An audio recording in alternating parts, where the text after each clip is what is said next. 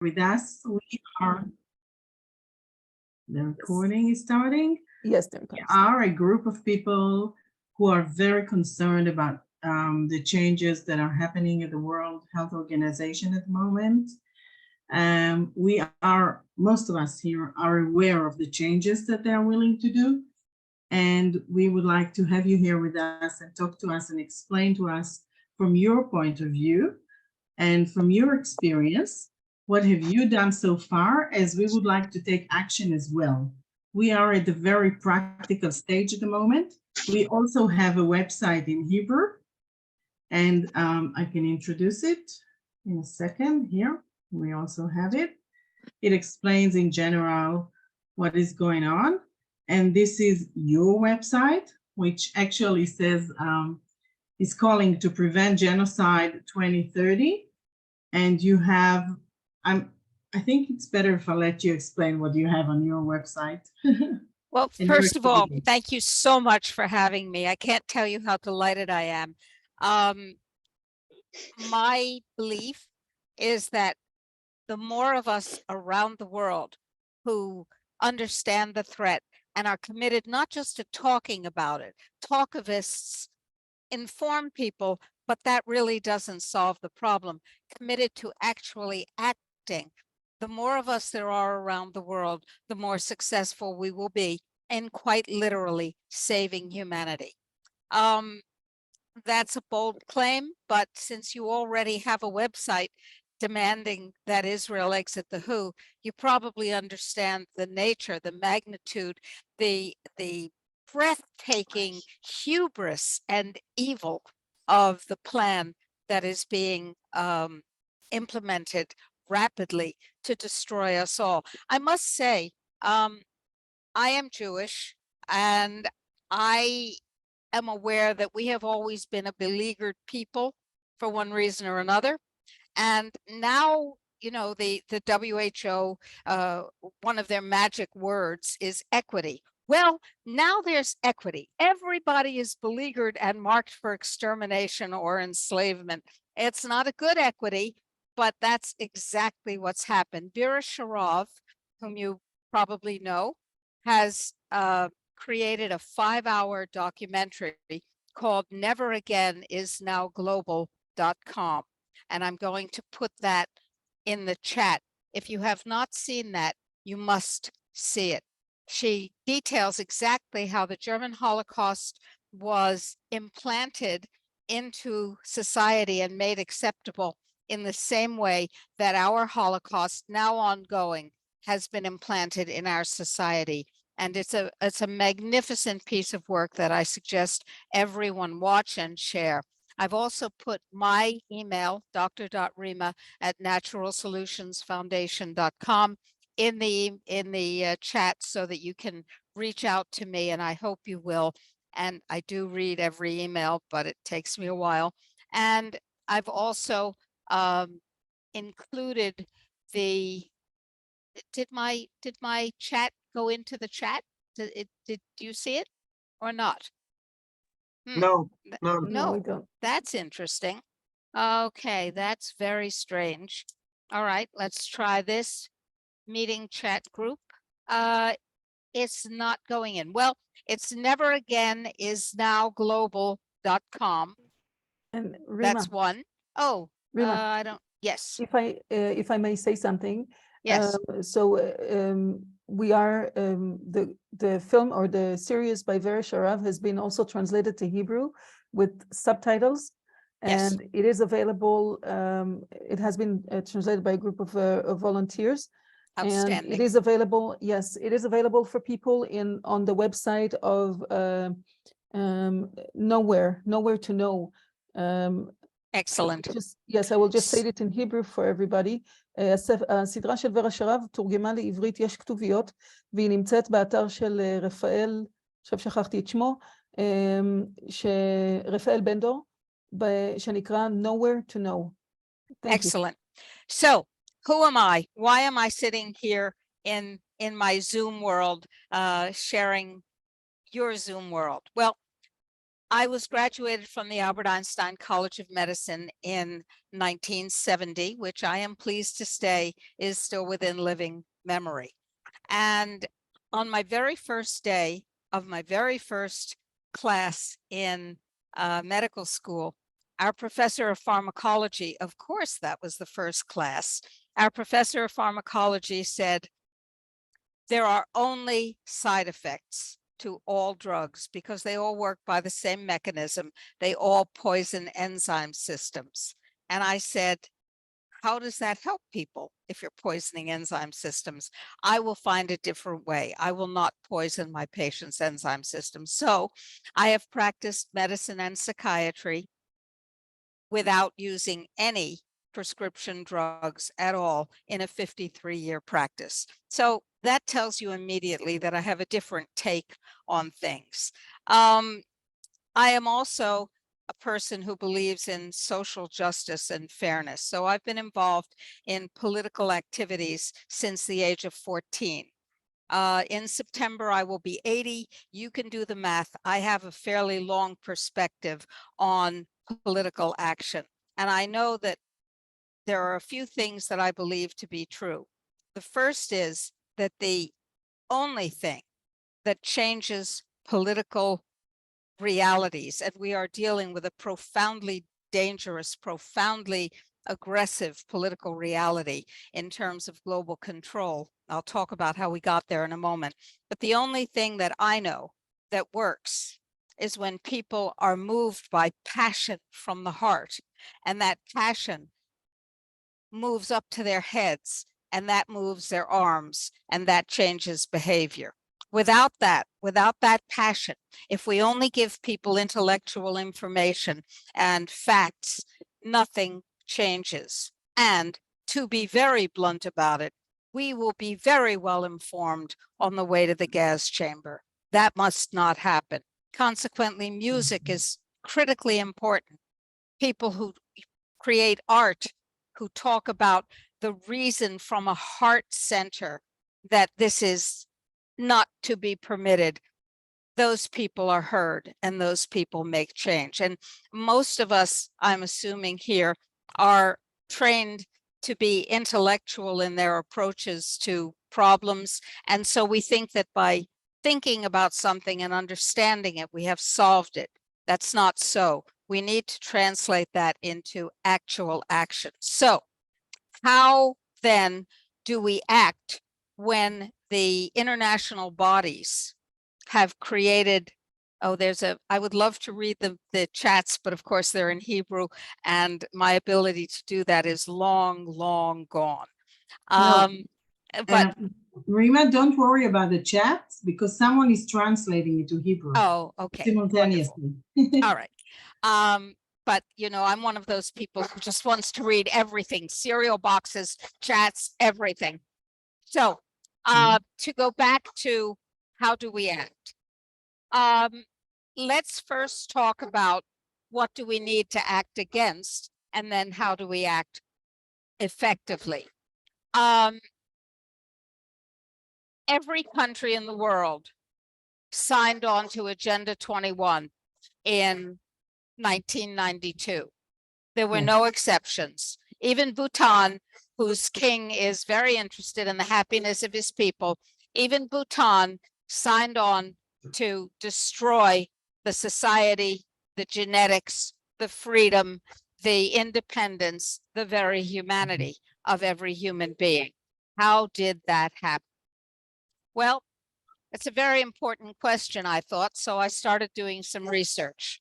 And what I discovered was that we are at the tail end of a very carefully laid approximately 140-year plan.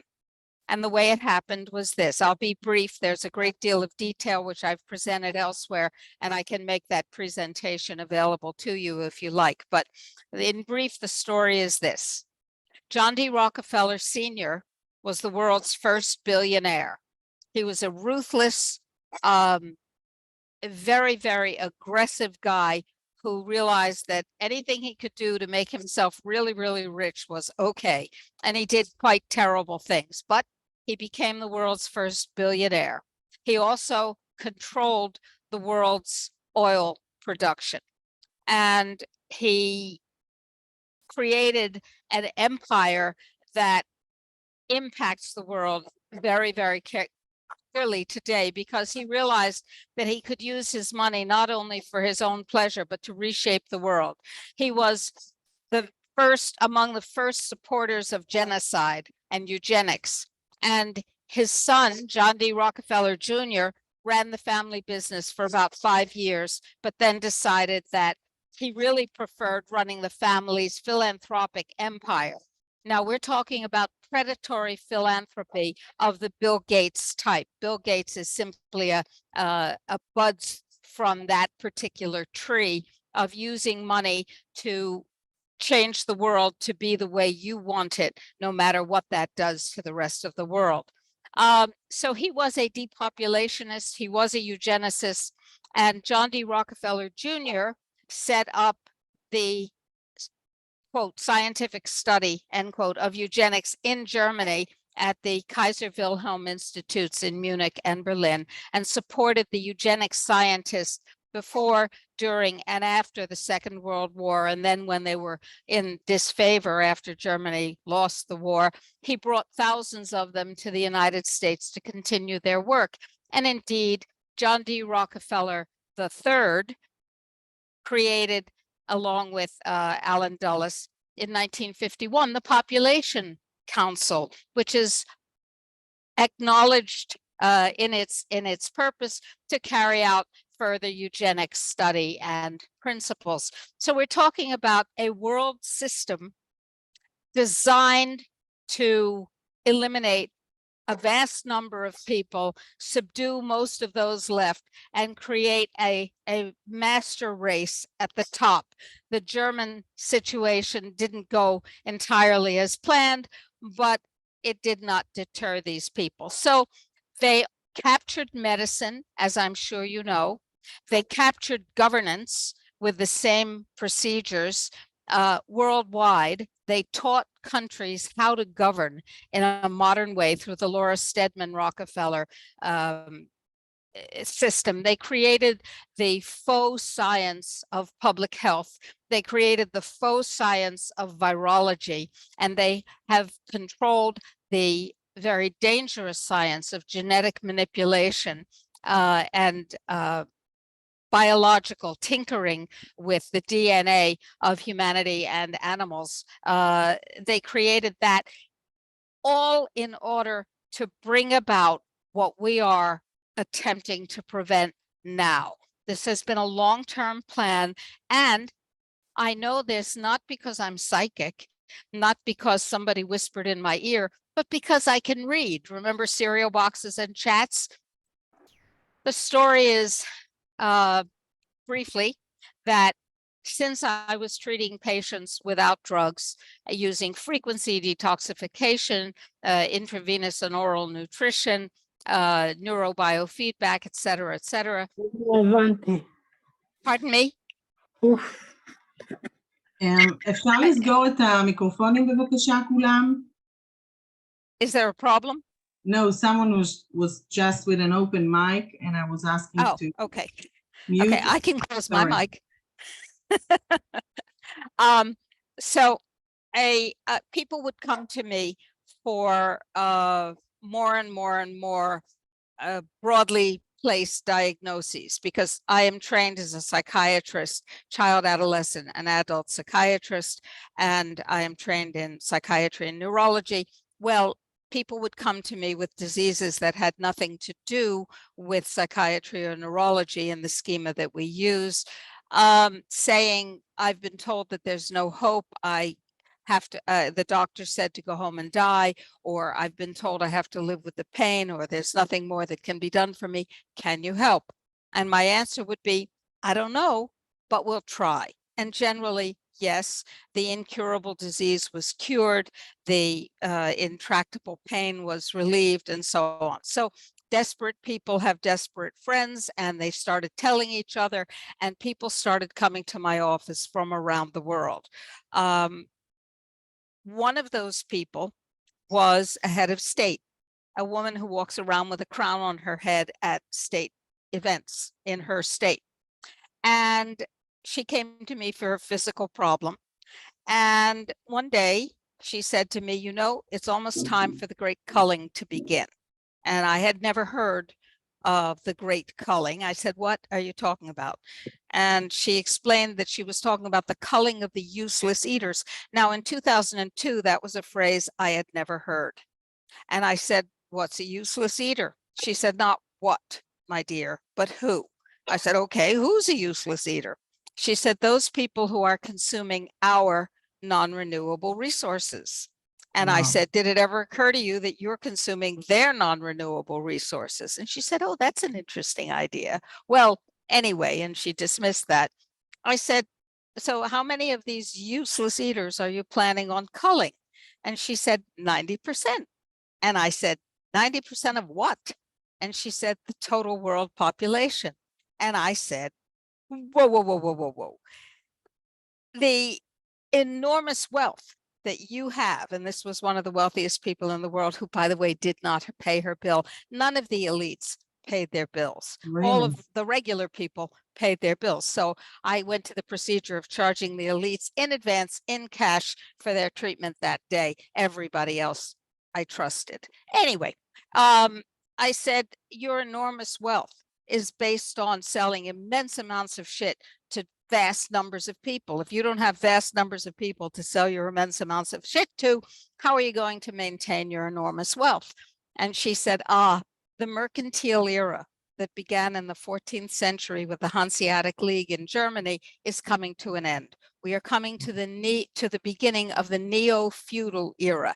There will be us, the neo-aristocrats at the top, surrounded by our servants and servitors, and below them, our technicians. Everyone else is superfluous. And Yuval Harari has made the same point most recently, has he not? Everyone who gets in the way will be eliminated. And everyone who is not part of that pyramid is in the way. So she left, and I was not sure whether she was just batshit crazy. And I had missed it because I was dealing with a physical thing, not evaluating her psychiatrically, or whether she had given me a great clue. And of course, the answer is both. She was batshit crazy. She was raised to be a psychopath. She is a psychopath. And at the same time, she gave me a tunnel that I had to burrow down into. I did a great deal of research. I read their documents. I learned about the Fabian socialists. That's what they were called around the turn of the 20th century. We call them globalists. They're the same evil people. I learned that George Orwell wrote 1984 as a prescription of what was to come. I learned that Aldous Huxley wrote Brave New World as a blueprint for what was to come. I learned that these people were dead serious, and I do mean that word very clearly, dead serious. And they're— We missed that. Can you repeat that, please, Rima? It was Which silent. There was just that, Okay. you learned that these people were. I learned that these people were dead serious in their intention to eliminate most of the planet and enslave the rest through fear and deceit, and then manipulate them at the genetic level to create an underclass that could never question, never revolt, would be in essence high-functioning autistic people under their control. And I learned also that they choose high-functioning autistic people whom they have created with vaccines in vast numbers, by the way. I learned that they choose high-functioning autistic people as employees in preference to anybody else because they follow orders better and they like routine better and they are controllable at a better level. That's in 2013, I did a program about that, a 3-hour webinar. And by the way, that webinar, which many, many people signed up to attend, began, let's say at 8 o'clock in the evening, or 7, we began the webinar, and on our screens, there was nothing. on everyone else's screen, we had sent out a link, as you did, on everyone else's screen was a sign, a message that said Natural Solutions Foundation, of which I'm the medical director. Natural Solutions Foundation is not running a webinar at this time. Natural Solutions Foundation will never run a webinar. Okay, that was the interference level that this particular program received. And that tells me we're right over the target. These people want most of us dead and the rest of us enslaved at the genetic and neurological level. Thus, Starlink, thus Neuralink, which 3 weeks ago received its clinical trial permission from the FDA, that's the Fraud and Death Administration of the United States government, so that Elon Musk can start implanting control mechanisms in the brains of people who are stupid enough to volunteer for that particular clinical trial, and get to the point where that technology, it can be widely applied. That's part of the manipulation, our very humanity. Our DNA, which is our past, our present, and our future, is being stolen from us by people who wish to corrupt it. Bill Gates, by the way, as you probably all know, is the son of the head of the World Depopulation Society. So he learned that particular Fabian socialism, Fabian nonsense, at his father's knee. Now, we are dealing with vastly self-empowered, vastly evil people, and they have created a series of organizations, direct Rockefeller Productions.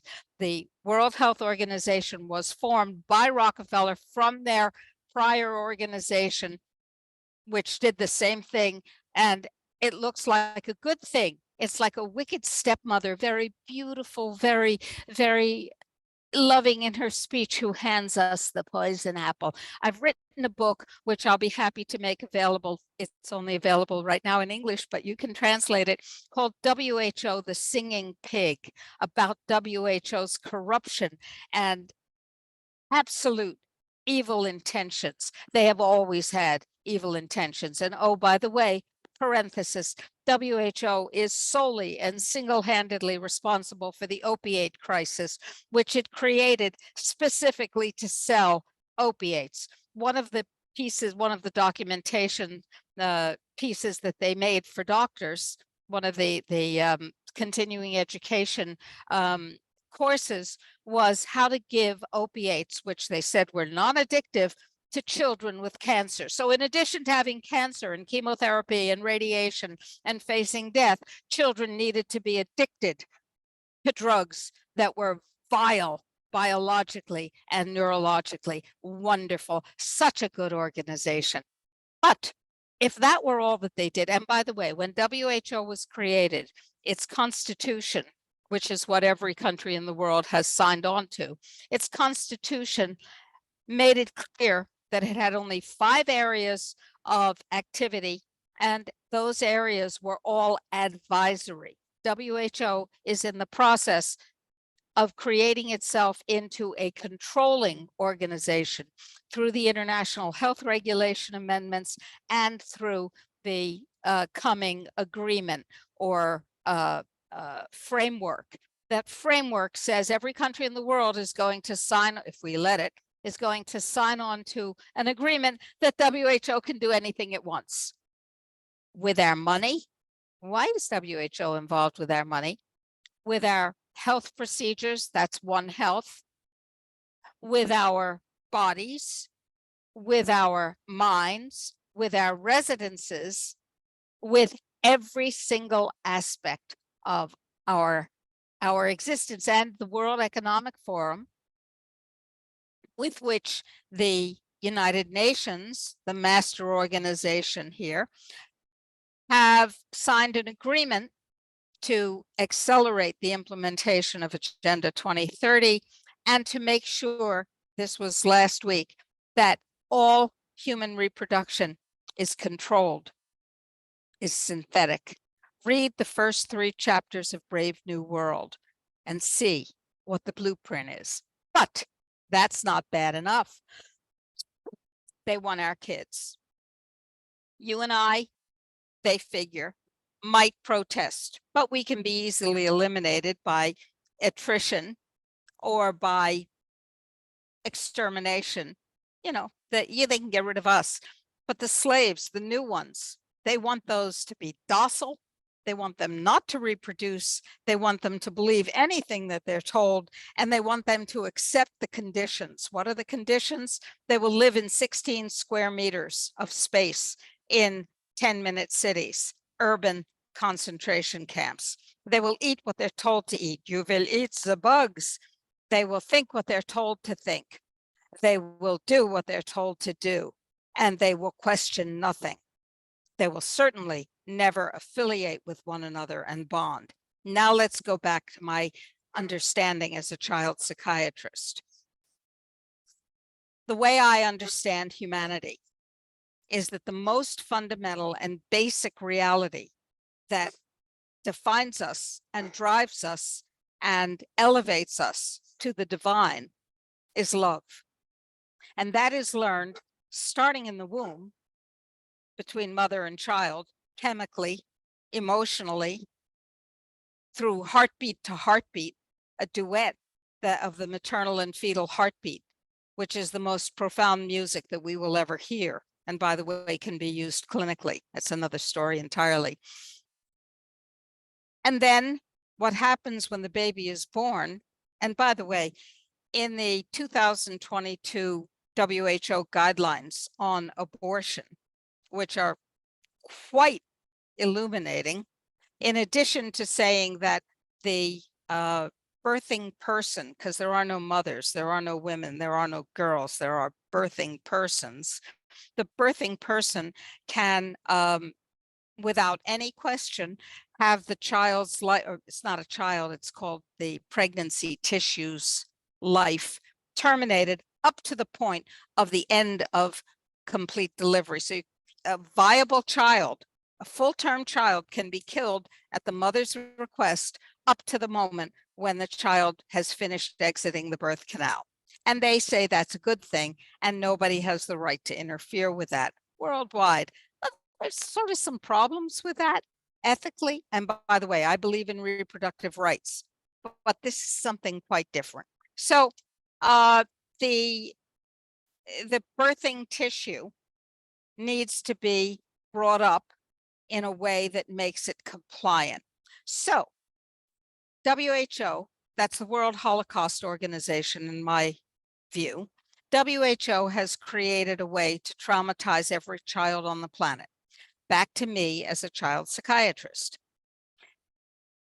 Sexual stimulation and sexual predation at an age, at a developmental level before a child can handle that experience is traumatizing. Sex is part of us in the same way that reproduction is part of us and digestion is part of us. But you can poison your reproductive tract, you can poison your digestive tract, you can poison your neurological apparatus, and then it is less functional than it could have been, and it is more problematic.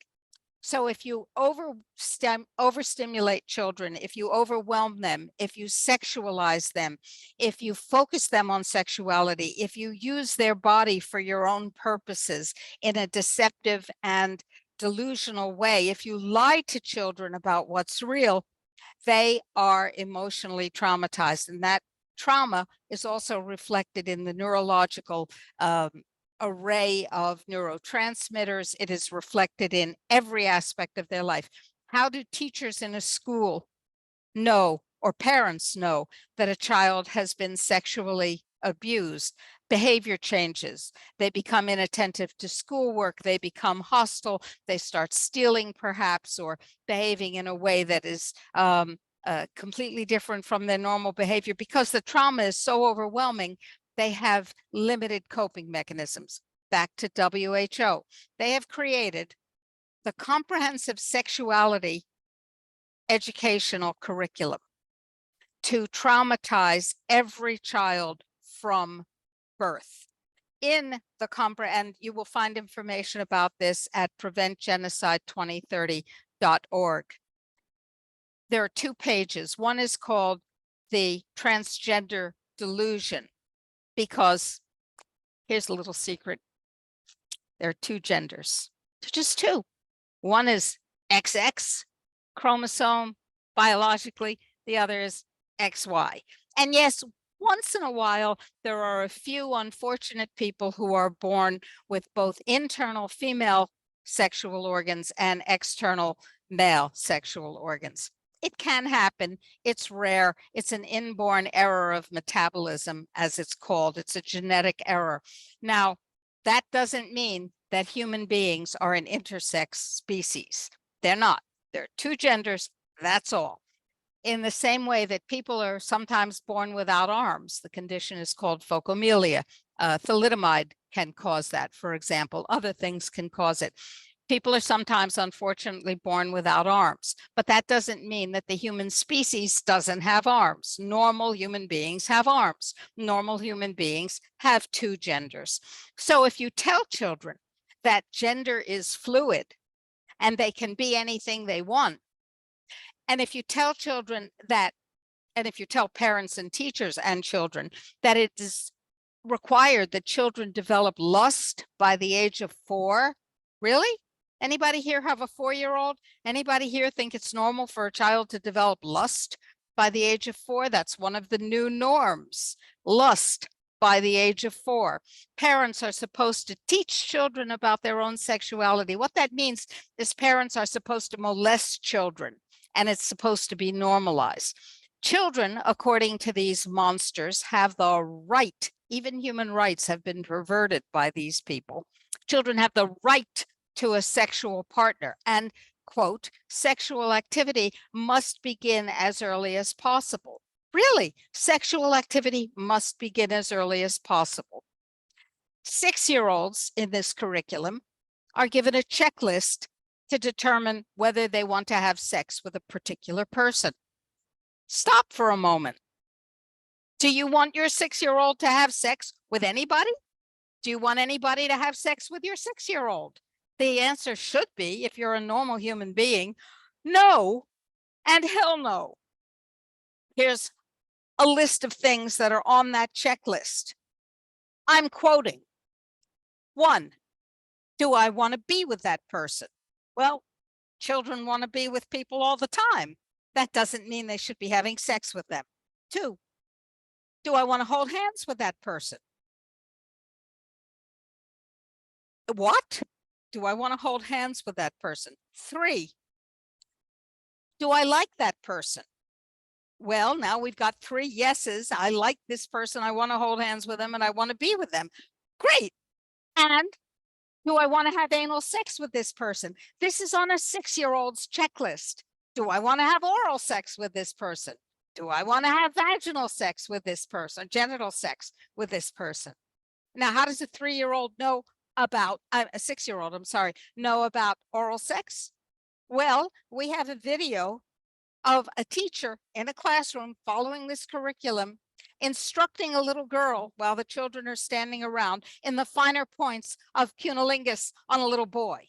This is part of their sexual trauma. Everyone gets traumatized. Their books in a picture book for toddlers. See, now we're reading this picture book together, and it says that doctors are guessing when they assign the gender of a baby. No, folks, doctors are not guessing. Doctors don't assign gender. Doctors identify gender because it's not fluid. There are gender fluids.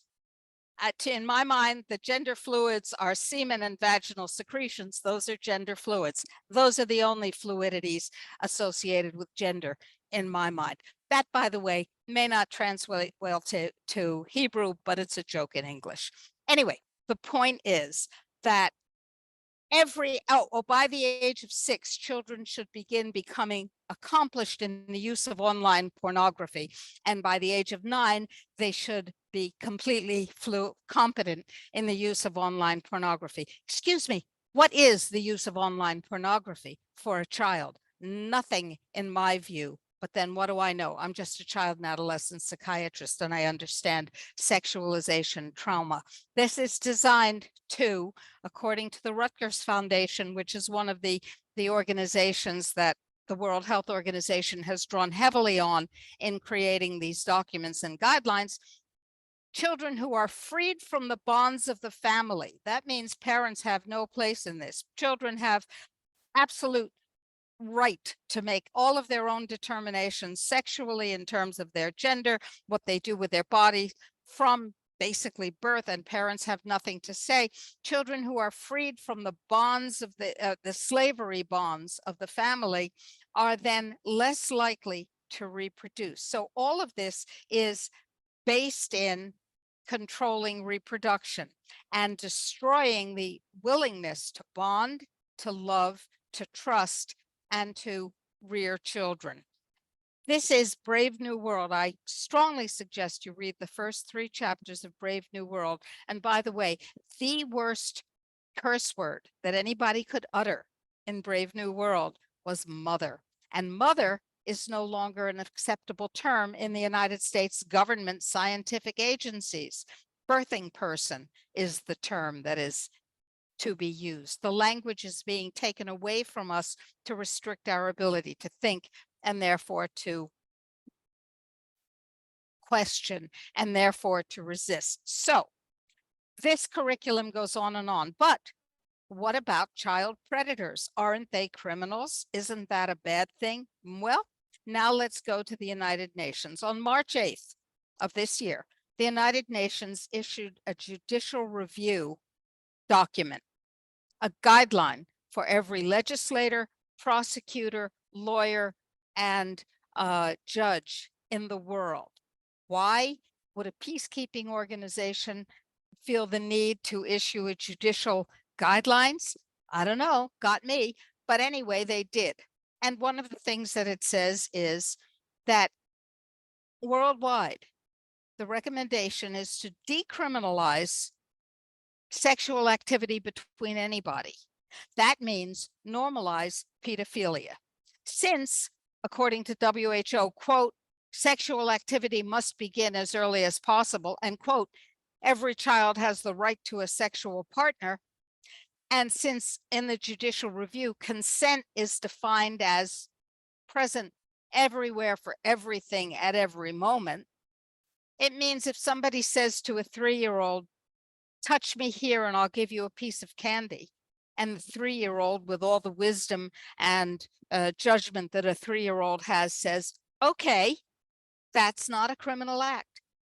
Conversely, if somebody says, let me touch you there and I'll give you a piece of candy, and the 3-year-old says, okay, that's also not a criminal act. So we have the UN, the Imperium, if you will, and the Death Star, the WHO, which is coming over the horizon to kill us on the orders of the Imperium, working together to create insanity, to create a level of untruth that is meant to confuse, to conflict, and to paralyze any kind of opposition. And of course, if you oppose this gender fluid nonsense and the mutilation, which is horrendous, the mutilation of the bodies of perfectly healthy, beautiful young children who are now allowed under this schema to decide that they want their breasts cut off, or they want their penises inverted to make make-believe vaginas, or cut off altogether, or whatever, or that the girls should have their clitorises distorted and surgically altered to make micro penises. I kid you not, this is what's going on. And hormones should be given, and puberty blockers should be given, and life-altering decisions can be made by children who then are at risk for God knows what lifelong consequences. But that's okay with the masters, because along the way, they're also the medical environment making all the money and saying that it's really good to have more customers who need hormones and surgeries and God knows what, and of course they're going to get cancer and whatever all their lives. That's okay, because that all works into the power structure of the system and makes people more dependent and more controllable, those who are allowed to survive. So what do we do about this? Yes. I just wanted to say that exactly. What do we do about it? Exactly. But I wanted yes. to keep you informed that in Israel, they are working on a legal level. You may be surprised to hear that. Recently, they're trying to rule a law which says that you cannot compare what is happening now to what happened under the Nazi regime. Right, because our thoughts have to be controlled.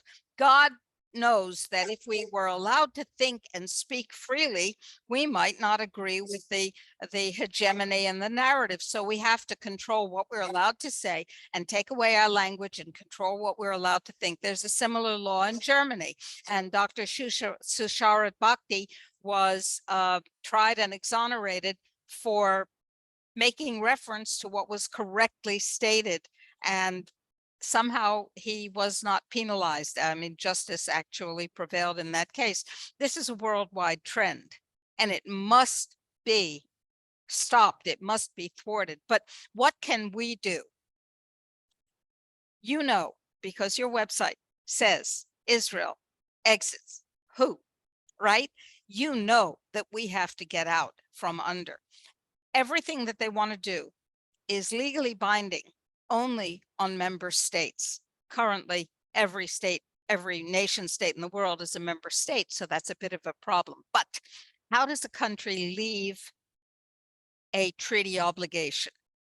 In 1969, the Vienna Treaty on Treaties stated clearly that if a treaty is ratified by a state, and the other side of the treaty, in this case, the World Health Organization, materially changes the terms and conditions upon which the treaty was agreed to, then the other side has the right and indeed the obligation to walk away from the treaty, to abrogate the previously ratified treaty. That is a legal, non-aggression deserving act on the part of a member state.